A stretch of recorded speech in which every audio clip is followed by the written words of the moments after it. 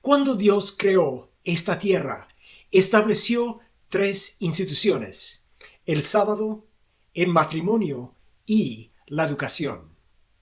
De hecho, Dios venía cada día para estar con sus alumnos y para instruirlos sobre el plan divino para sus vidas y para toda la creación. Luego, cuando Dios envió a su propio Hijo para rescatar esta tierra, lo envió como un maestro, para enseñarnos el camino de salvación, para mostrarnos cómo es Dios y cuáles son los principios y los valores de su reino. En el Evangelio de Mateo, capítulos 5 al 7, encontramos lo que a veces se denomina el Sermón del Monte, cuando más bien debería designarse como la enseñanza del monte o la clase de la montaña. Porque Mateo 5 comienza diciendo: cuando vio la multitud, subió al monte, y al sentarse él, se le acercaron sus discípulos. Abriendo su boca, les enseñaba, diciendo: bienaventurados los pobres en espíritu, porque de ellos es el reino de los cielos. Observe lo que Cristo enfocaba: el reino de los cielos y los atributos de aquellos que serán los herederos de ese reino. Como educadores cristianos tenemos una misión, una comisión divina. Juntos vamos a considerar 3 aspectos de nuestra misión. Primero, y fundamentalmente, la gran comisión evangélica. Segundo, la misión de la educación adventista.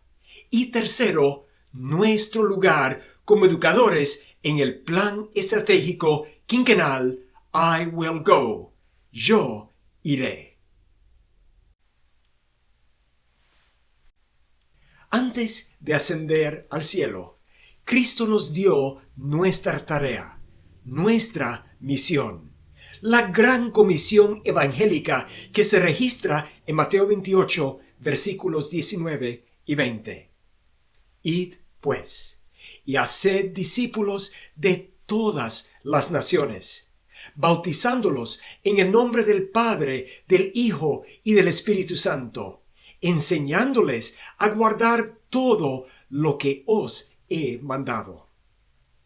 Hay varios verbos en este pasaje, pero solamente uno de ellos en el griego está en lo que podríamos describir como el imperativo.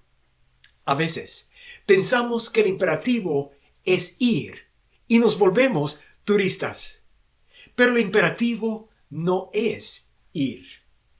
A veces pensamos que el imperativo es bautizar y nos concentramos en las estadísticas de almas alcanzadas, pero el imperativo no es bautizar. A veces creemos que el imperativo es enseñar y pensamos que es suficiente ir al salón de clase, encontrarnos con los alumnos y luego recoger nuestro salario. Pero el imperativo no es enseñar. El imperativo es haced discípulos. Y eso significa discipular, formar seguidores de Cristo. De hecho, si eso no es nuestra prioridad, todo lo demás es inútil. Pero, ¿cómo podemos formar discípulos? Como Cristo lo hizo. Él convivía con ellos, se asociaba con ellos, entraba en relación de amistad. Luego los instruía en los principios del reino de Dios. Pero no solamente eso, él también modelaba esos principios y valores en su propia vida. El resultado que deseamos es que el alumno acepte a Cristo como su Salvador y se une a la familia de Dios. Pero el bautismo aún no concluye el proceso. Debe haber seguimiento, enseñándoles a guardar todo lo que os he mandado. Todo esto es un proceso educativo. Es cumplir nuestra misión. La Biblia delinea varios instrumentos que Dios utiliza para llevar adelante la misión. El primero y el más importante es el Espíritu Santo, el Paracletos. El apóstol Juan habla del Consolador, el Espíritu Santo, que el Padre enviará en mi nombre. Él os enseñará todas las cosas. Así que el Espíritu Santo tiene una función educativa. Os enseñará todas las cosas. Todo tema, toda disciplina. Pero Dios también ha designado instrumentos humanos para que trabajen junto con el Espíritu. Pablo escribe: de estas cosas hablamos, no con las palabras enseñadas por sabiduría humana, sino con las enseñadas por el Espíritu. Por eso Pablo también declara: es manifiesto que sois carta de Cristo, escrito no con tinta, sino con el Espíritu del Dios vivo, no en tablas de piedra, sino en tablas del corazón. Así que, como educadores, somos carta de Cristo, su mensaje personal, una carta escrita por el Espíritu de Dios sobre los corazones. Primero, sobre nuestro corazón y luego sobre los corazones de nuestros alumnos. El primer instrumento humano para cumplir la misión son los padres. La Escritura señala: a la generación venidera contaremos las alabanzas de Jehová y de su poder y las maravillas que hizo. Mandó a los padres que hicieran conocer a sus hijos para que pusiesen en Dios su confianza. Y Pablo agrega: y ustedes, padres, no provoquen a ira a sus hijos, sino críenlos en la disciplina e instrucción del Señor. Como padres, entonces, tenemos una tarea divina que realizar en nuestras propias familias. Como educadores, debemos trabajar por y con los padres, formando equipo para la educación y la salvación de sus hijos. Además de los padres, hay otro grupo enfocado en el cumplimiento de la misión, y estos son los pastores maestros. Describiendo los dones que Cristo ha dado a su iglesia, Pablo señala: Dios mismo constituyó a unos apóstoles, a otros profetas, a otros evangelistas y a otros pastores y maestros. Observe que son 5 dones: el don de ser apóstol, el don de ser profeta, el don de evangelista, el don de pastor y el don de ser maestro. Lo significante es que estos 5 dones se entregan a 4 grupos de personas. En el griego es muy claro. Un grupo de personas recibe el don de ser apóstoles. Otro grupo, el don de ser profetas. Otro grupo, evangelistas. Y el cuarto grupo, los dones de ser pastores y maestros. O sea, las mismas personas reciben una doble porción del Espíritu. Esto significa que los pastores deberán tomar en cuenta su función educativa, de instruir al pueblo de Dios, de capacitarlos para la obra del Evangelio. Y significa que los maestros deberán también atender su función de pastorear su rebaño, de guiar sus alumnos en los caminos de Dios y de protegerlos de los ataques del enemigo. Separar la obra del pastor y del maestro en dos grupos de personas es crear una falsa dicotomía. Es separar lo que Dios ha unificado. ¿Con qué propósito nos ha dado Dios estos dones? Con tres fines: capacitar, edificar y unificar. ¿Cuáles deberán ser los resultados de ejercer nuestros dones como pastores maestros? Para capacitar los santos. De paso, así Dios considera a nuestros alumnos. Capacitarlos para la obra del ministerio. O sea, capacitar los niños y jóvenes para servir y testificar. Y esto resulta de haber desarrollado fe, confianza en Dios. Y esa vida de fe se ve fundamentada en conocer a Cristo, comprender verdaderamente cómo es Dios. Una integración de fe, aprendizaje y vida. Y eso ocurre por medio de nuestra labor consagrada, ejerciendo los dones que hemos recibido de Dios como pastores maestros. Ciertamente, ser educador cristiano es un santo ministerio. Es responder al llamado divino en nuestras vidas. Pablo escribió a Timoteo: lo que oíste de parte mía mediante muchos testigos, esto encarga a hombres fieles, que sean idóneos para enseñar. Observe que no es suficiente que seamos idóneos para enseñar. Pablo también señala que debemos ser personas fieles, hombres y mujeres de fe.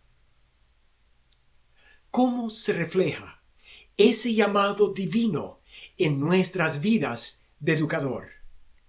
Pablo agrega: entre tanto que llego, ocúpate en la lectura de las Escrituras, la exhortación y la enseñanza. Por cierto, debemos enseñar, pero también debemos exhortar, orientar, guiar nuestros alumnos, enfocando en la formación de un carácter ético moral. Por tanto, nuestra enseñanza y exhortación deberá fundamentarse en la palabra de Dios, en conocer nosotros mismos la palabra y compartir esas palabras de Dios con nuestros estudiantes. Eso los llevará a formar una perspectiva, una cosmovisión bíblica cristiana que transformará su vida. Esto es nuestra ocupación. Luego, Pablo nos recuerda: no descuides el don espiritual que está en ti. Tu vocación como docente no es simplemente un don, es un don espiritual que te fue conferido por medio de la profecía con la imposición de manos. O sea, tu vocación como educador no es meramente una profesión, es un santo ministerio. Y eso es así porque representamos a Jesucristo, Maestro de los maestros. Pablo declara: somos embajadores en nombre de Cristo. Y es como Dios os exhorta por medio nuestro. Somos embajadores. investidos con autoridad y responsabilidad, presentando de tal manera el reino de los cielos que nuestros estudiantes anhelen hacerse ciudadanos del reino. Además, al enseñar nuestras clases, no son solamente nuestras palabras que enunciamos, sino lo que decimos deberá ser como Dios desea hablar a los corazones de nuestros alumnos por medio nuestro. Así también lo dice Pedro.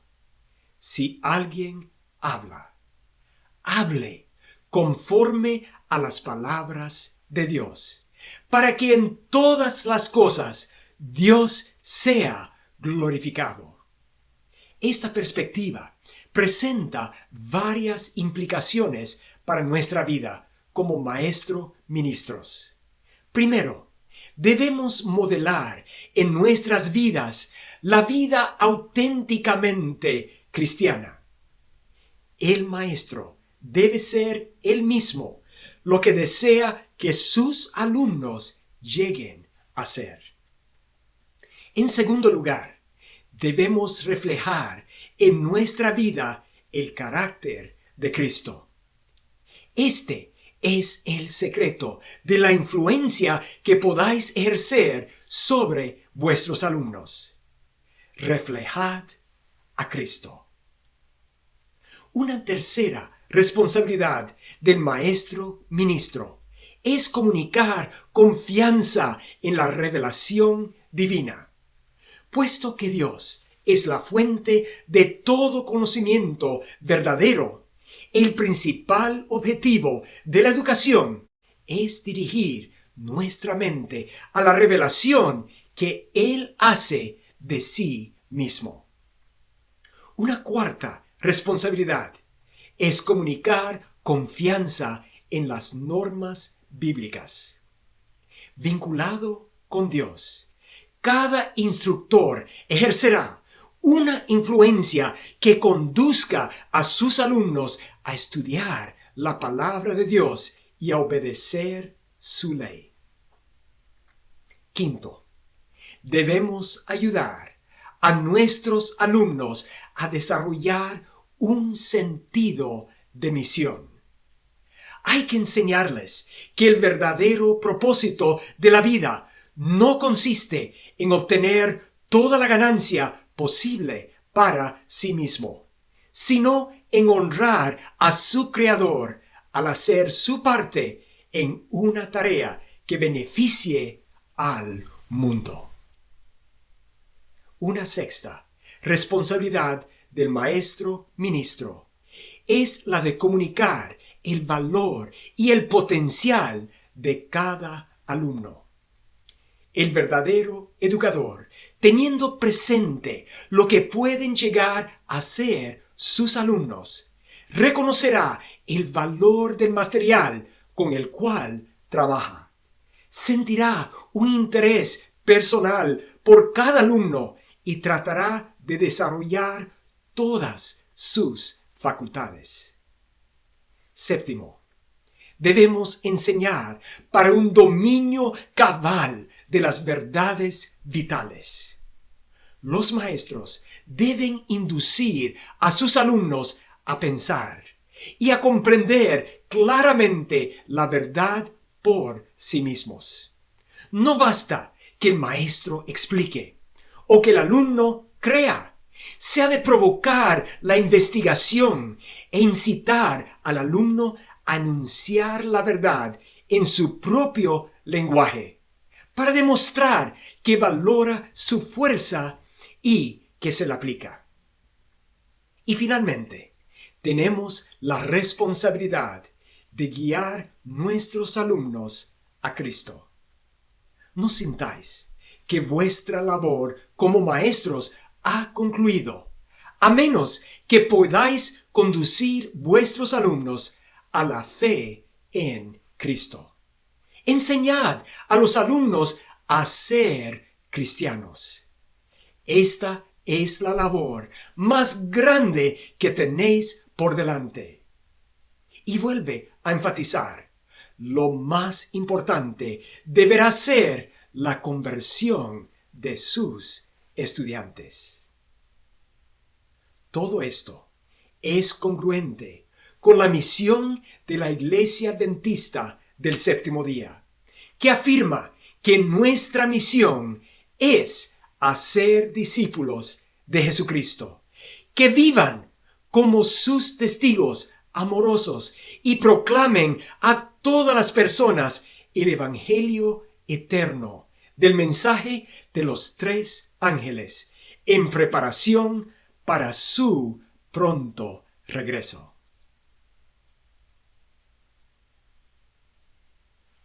Todo esto nos lleva a la misión de la educación adventista.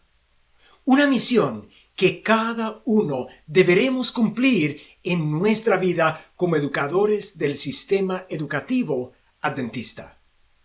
Esta misión declara: la educación adventista prepara a las personas para una vida útil y llena de gozo, fomentando la amistad con Dios, el desarrollo integral de la persona, los valores basados en la Biblia y el servicio desinteresado, de acuerdo con la misión adventista del séptimo día al mundo.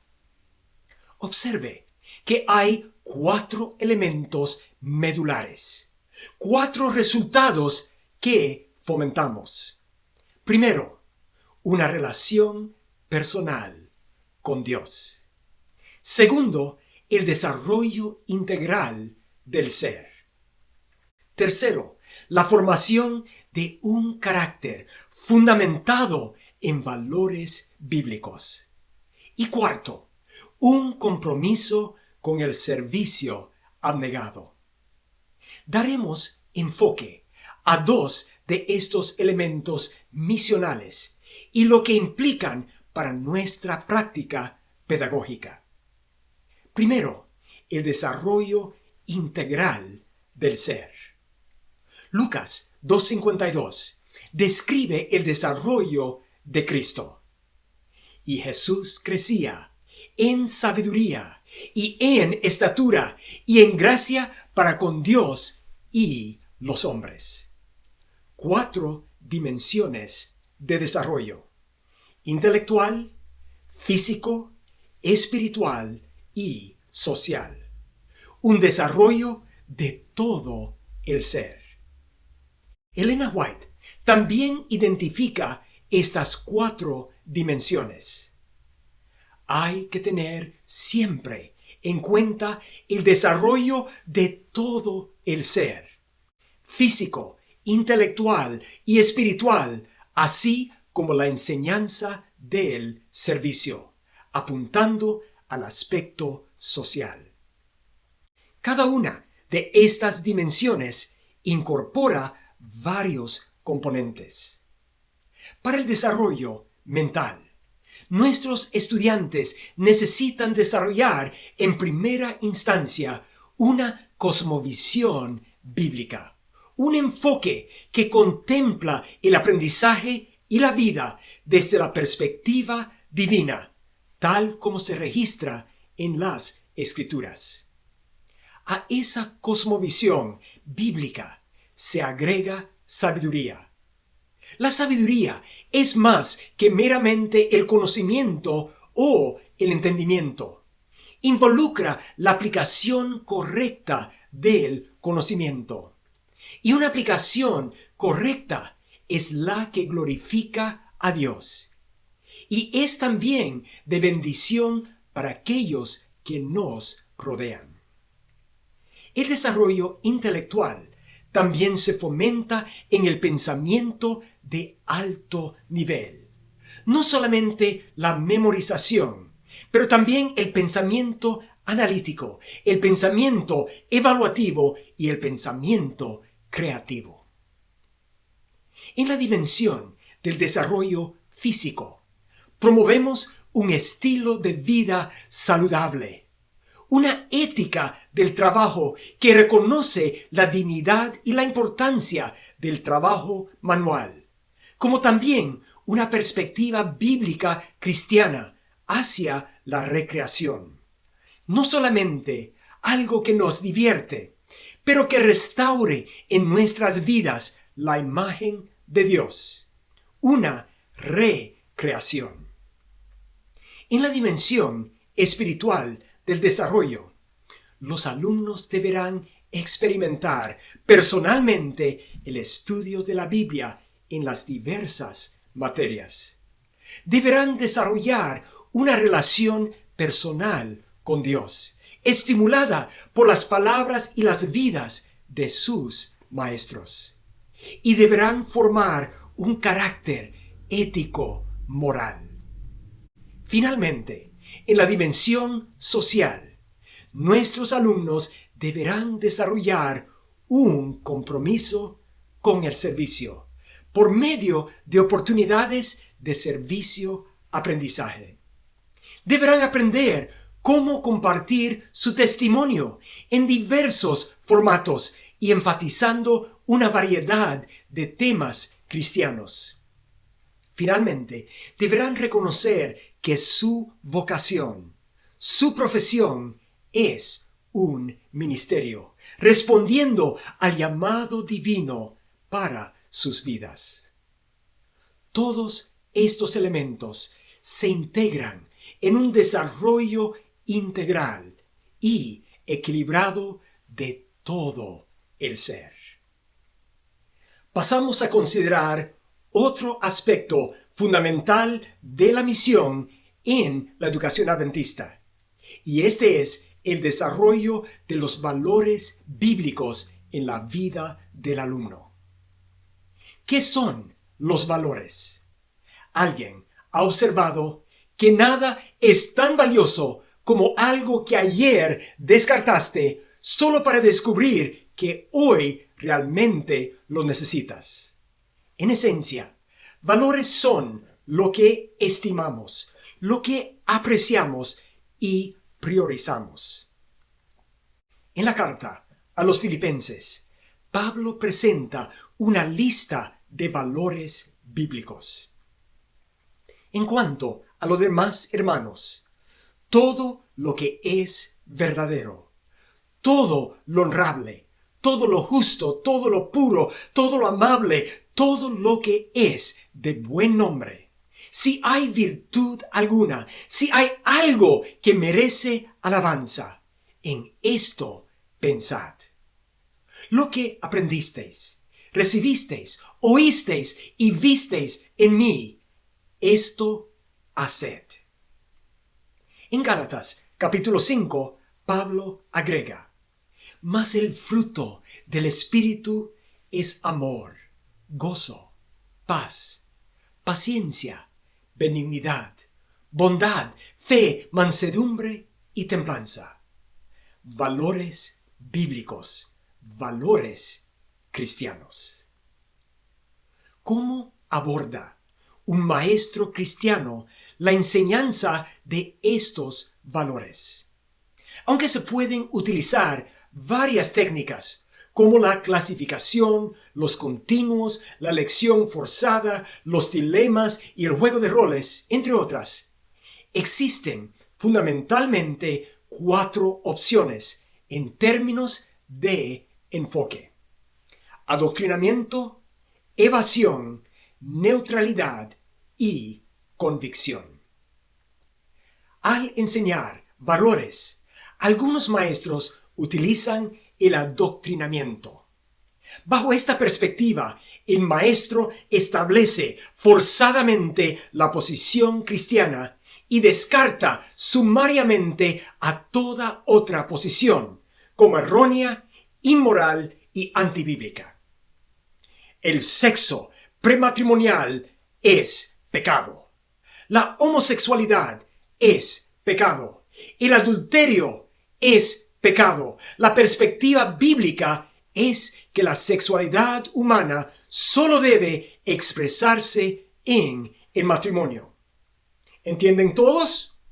Bueno, ahora asegúrense de responder correctamente en el examen del lunes. El problema por supuesto, es que a los estudiantes no se les ha enseñado a pensar cristianamente por sí mismos. Además, se les ha condicionado a consentir irreflexivamente o se les ha incitado a la rebelión, ninguna de los cuales es deseable. Una segunda posición es simplemente evitación. La próxima unidad del libro de texto trata de la sexualidad humana. Realmente, sin embargo, estamos un poco atrasados en lo que va del temario. Así que vamos a adelantarnos. Y francamente, esta es un área que es mejor conversar con tus padres en casa. Así que nuestra próxima unidad será: los resultados de la evasión de valores son perjudiciales. Algunos estudiantes verán al maestro como un cobarde, que no quiere o no está preparado para abordar un tema controvertido pero significativo.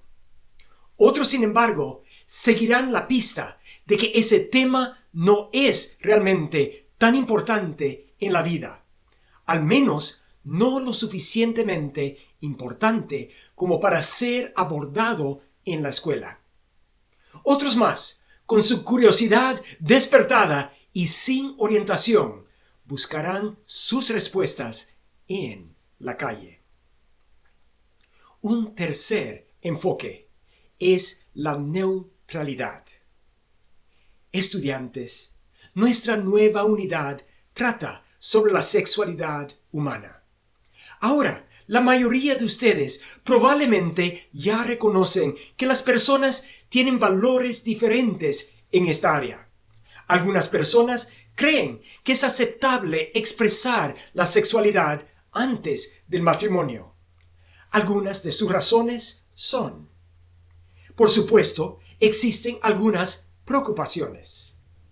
Otros creen que una vez casados, la sexualidad puede expresarse dentro o fuera de el matrimonio. Nuevamente, hay algunas razones y preocupaciones. Ahora, otros creen que la sexualidad se puede expresar en cualquier momento sin importar el género, siempre y cuando exista un consentimiento mutuo y las partes tienen sentimientos entre sí. Otros, por su parte, sostienen que la sexualidad solo debe expresarse dentro del matrimonio. ¿Las razones dadas? Más o menos, por allí, un estudiante levanta la mano y pregunta: Maestro, ¿y usted qué cree? Oh, mis queridos estudiantes, realmente no importa lo que yo crea. Lo que importa es lo que tú crees. Cada uno debe pensar detenidamente en este asunto y debe llegar a una decisión personal. Esto suena bastante sofisticado, pero existen varios problemas de fondo. En primer lugar, la neutralidad es en realidad una pretensión, y los estudiantes descubrirán tarde o temprano que el profesor realmente cree algo. Pero para entonces habrán perdido la confianza en la capacidad del maestro para proporcionar un sentido de dirección. Un problema aún mayor es la impresión que recibirán algunos estudiantes de que todas las cosas son iguales, o al menos relativas, y que en realidad no existen criterios divinos. La sórdida historia del libro de los jueces termina con esta observación: en estos días no había rey en Israel, sino que cada uno hacía lo que parecía recto ante sus propios ojos. Entonces, ¿cuál es el enfoque cristiano en la enseñanza de los valores.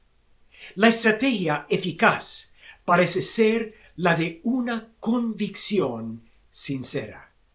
En este enfoque, el docente discute francamente las diversas perspectivas que se asumen en relación con el tema en particular. La justificación de cada uno se considera cuidadosamente. Se anima a los estudiantes a pensar profundamente.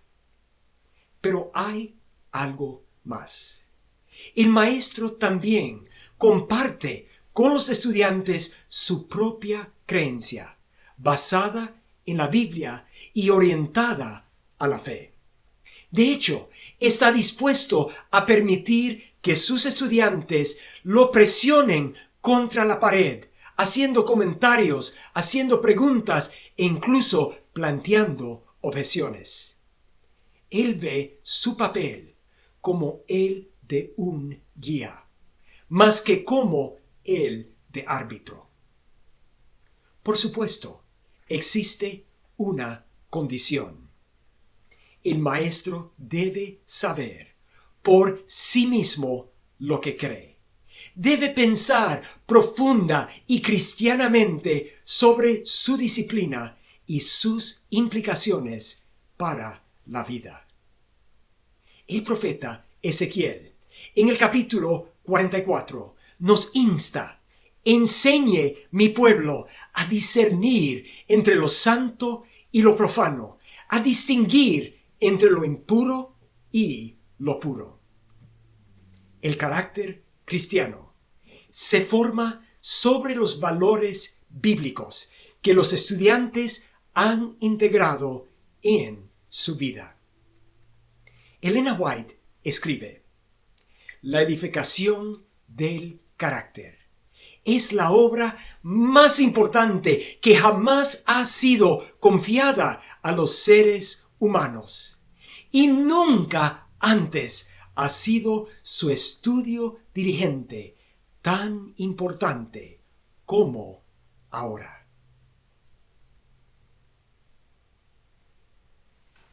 La educación adventista fue establecida como eje cardinal para el cumplimiento de la misión dada a la Iglesia Adventista del Séptimo Día. Esa misión se hace operativa en un plan estratégico que se actualiza cada 5 años. De hecho, la declaración de misión de la educación adventista concluye afirmando que la educación adventista del Séptimo Día apoya directamente la misión de la Iglesia Adventista al mundo. El plan estratégico I Will Go bosqueja 10 objetivos, divididos en las categorías de misión, crecimiento espiritual y liderazgo. Bajo la dirección del Espíritu Santo, la Iglesia trabajará en conjunto de manera especial durante el quinquenio 2020 al 2025. Los 10 objetivos se encuentran enlistados en el sitio web iwillgo2020.org. Bajo cada objetivo hay indicadores clave de rendimiento que señalan los logros que debemos alcanzar. En su sesión del 8 de julio de este año, los líderes educativos a nivel mundial tomaron el acuerdo de enfocar en 13 indicadores clave de rendimiento. El primero, mayor número de miembros de iglesia que participen en iniciativas de evangelismo, tanto público como personal, con el objetivo todo miembro involucrado. Esto significa que cada salón de clase y cada escuela, colegio y universidad adventista deberá ser un centro de evangelismo, alcanzando a los niños y jóvenes para el reino de los cielos. Segundo, cada asociación y misión tiene un plan de 5 años para aumentar el número de escuelas adventistas de educación primaria y secundaria. Y a cada uno nos toca promover la educación adventista en nuestras iglesias y por medio de nuestra influencia. Tercero, las instituciones adventistas terciarias aumentan la proporción de misiólogos que enseñen misión. Todos ellos fieles a los principios misioneros bíblicos, educados en el adventismo y respaldados por la Junta Internacional de Educación Ministerial y Teológica. Lo que esto significa para cada educador adventista es que deberemos enfocarnos en el cumplimiento de la misión que Cristo nos ha dado e inculcar en las vidas de nuestros alumnos un compromiso de todo corazón con esa misión. Cuarto, cada institución informa a su junta o cuerpo gobernante cómo alcanzarán los objetivos seleccionados y los indicadores del plan I Will Go. Por lo tanto, deberemos informar, por lo menos anualmente, a nuestros líderes y constituyentes lo que se ha logrado y lo que se ha planificado para alcanzar los objetivos y los indicadores del enfoque estratégico de la Iglesia Yo Iré. Número 5. Aumento significativo en el número de miembros de iglesia y niños y jóvenes no bautizados que asisten de forma regular al culto divino y a la escuela sabática. Como educadores, debemos promover la participación de nuestros alumnos en los cultos y actividades de la iglesia. Y debemos modelar ese involucramiento en nuestras vidas. Número 6.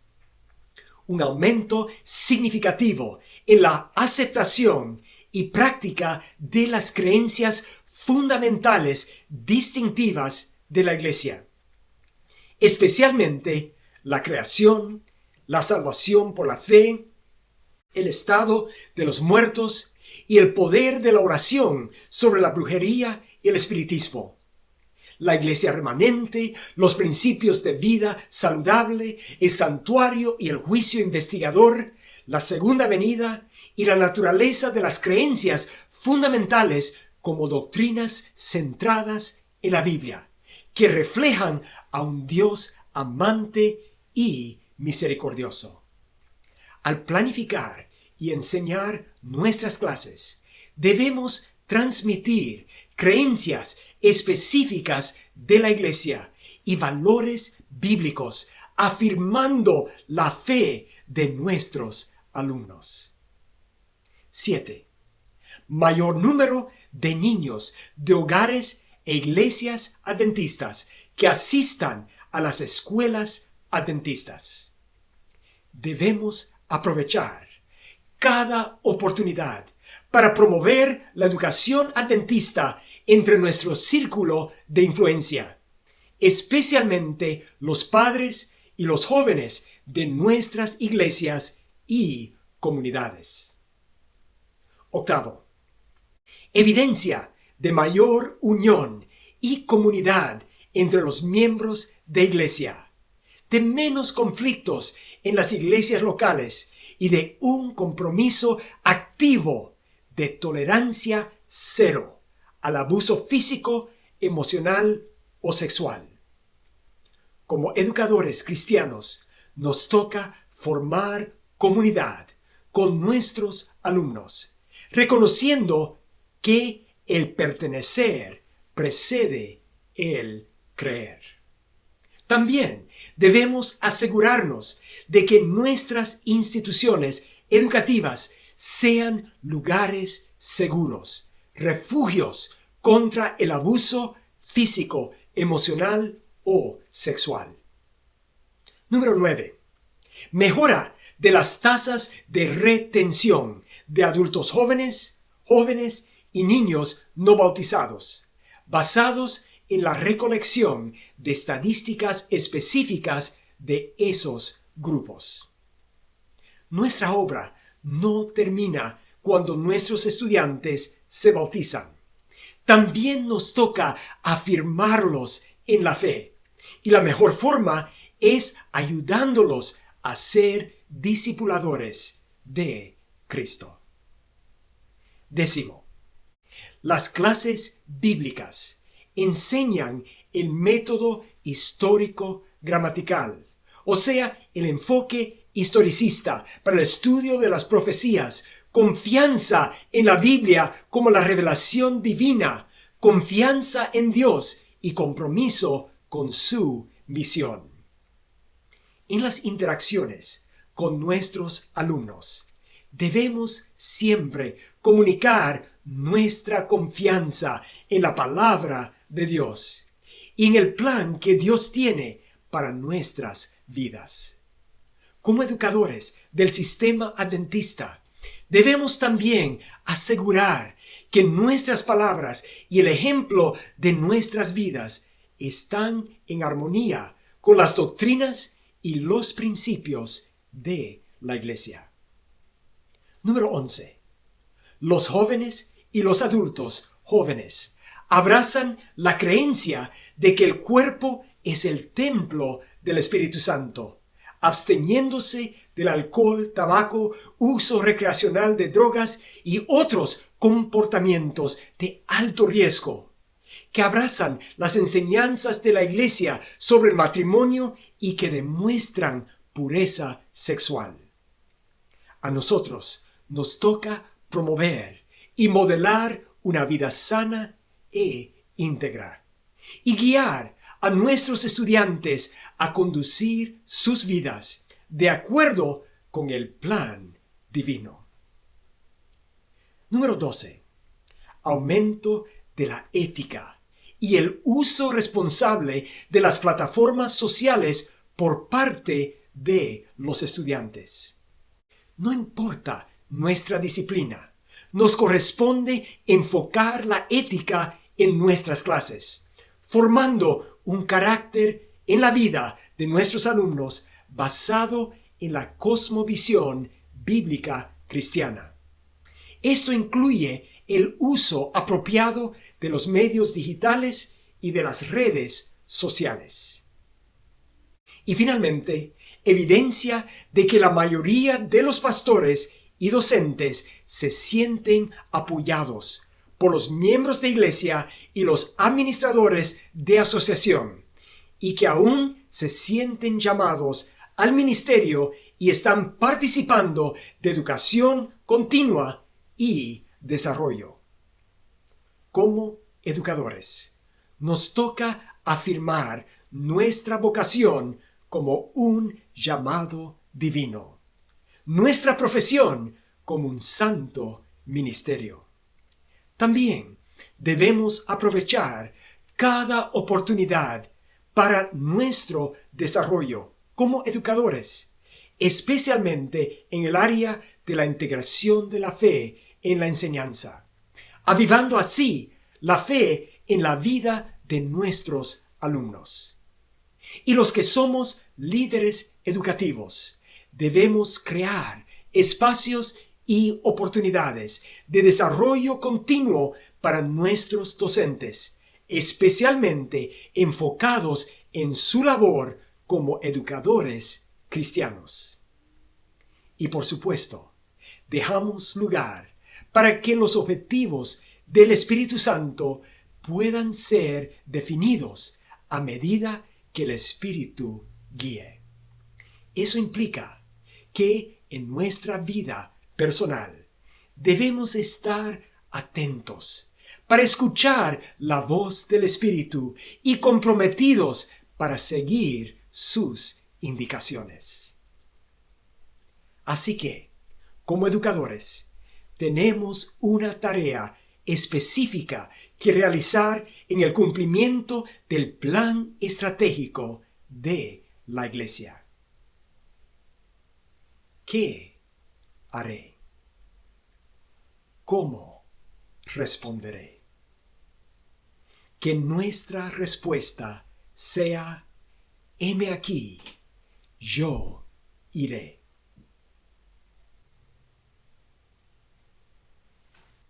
¿Cuál será el resultado cuando nos comprometemos de todo corazón con la misión? El profeta declara: y todos tus hijos serán enseñados por Jehová.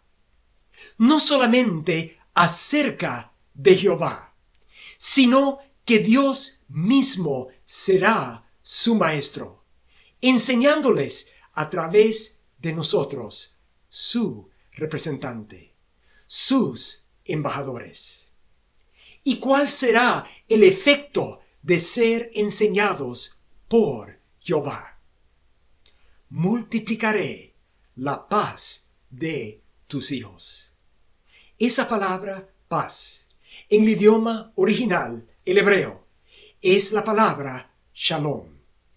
Y ciertamente significa paz, pero también significa mucho más: salud, bienestar, prosperidad, seguridad. ¿No es eso lo que deseamos para nuestros hijos, para nuestros alumnos? Pero hay una condición: experimentarán shalom en sus vidas cuando son enseñados por Jehová, por medio de nuestras vidas. Ese es nuestro compromiso. Esa es nuestra misión.